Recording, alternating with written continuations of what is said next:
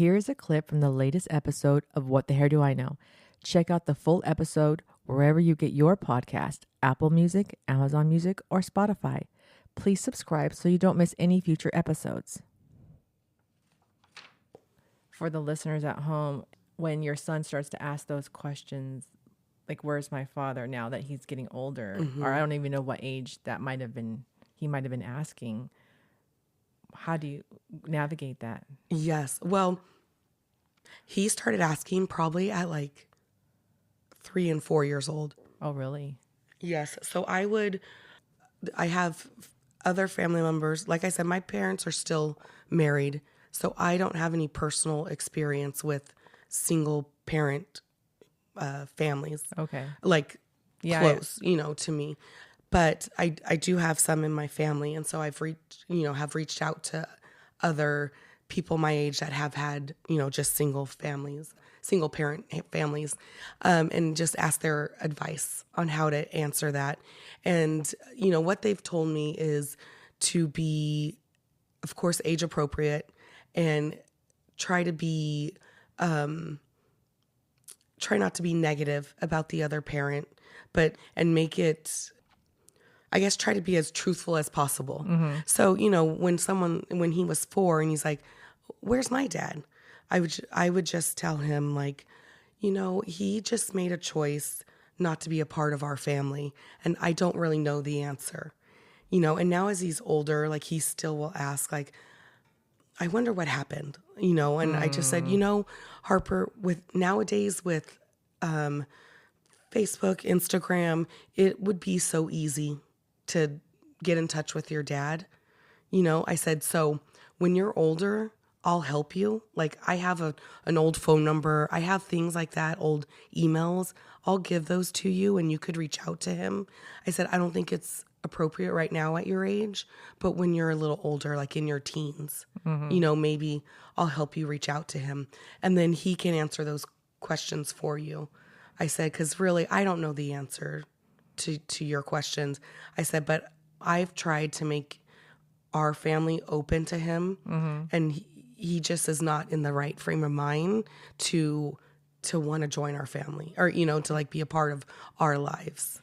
Trying not to make it about Harper, but more about us. Yeah. How does he accept that? He accepts that answer. Okay. And, it's funny. I heard him. He's like playing a video game, it's like online, and he's talking to some random kid and not someone he knows from school. And so I'm like, ears are perked up to see what this conversation is like. Mm-hmm. And just to make sure, like, is it a kid? Like, who is this person he's talking to?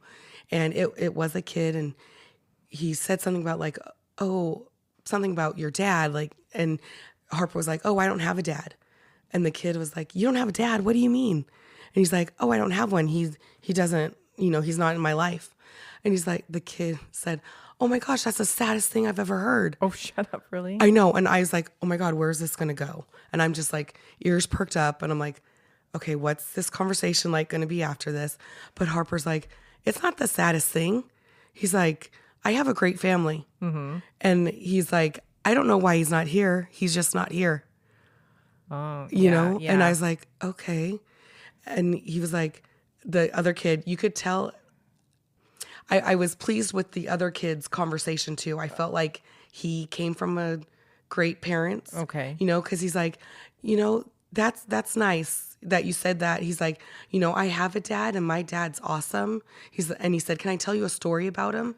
Really? And he like said a story about like this funny story about something in the snow.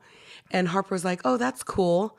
And like, it was such an interesting, like cool story that I witnessed. And I was like, Harper didn't come to me with questions afterwards. And it was like a really cool interaction. And I don't know, it was just like really cool to witness for me. And Harper didn't feel bad about not having a dad, or he didn't lead on, that he felt bad. Mm-hmm. And he said, I have a great family, so I was like, okay, I felt like I'm doing something right. Oh, of course. That's all you. Thanks. That's all you. That was validation that you've been doing a good job.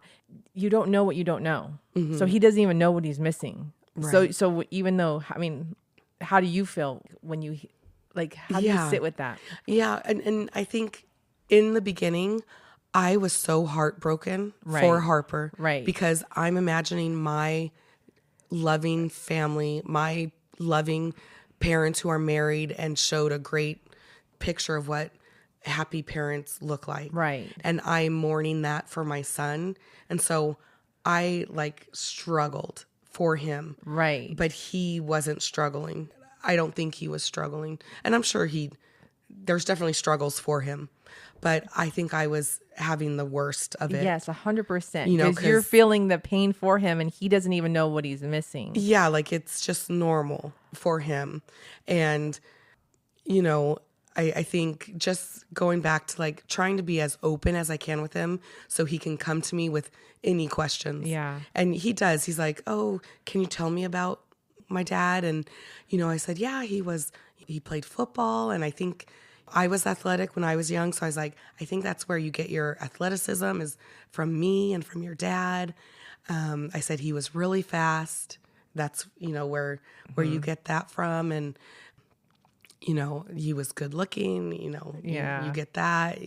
So I try and just be like open with him about it Yeah. so that he knows that he can always come to me. And I don't want to ever badmouth him because I don't know what he's going through, you know, his dad. Yeah. Yeah. Good on you. Oh, You know, it's hard because sometimes I'm like, I want to just like, I'm I so am. upset. Like, he's so awesome.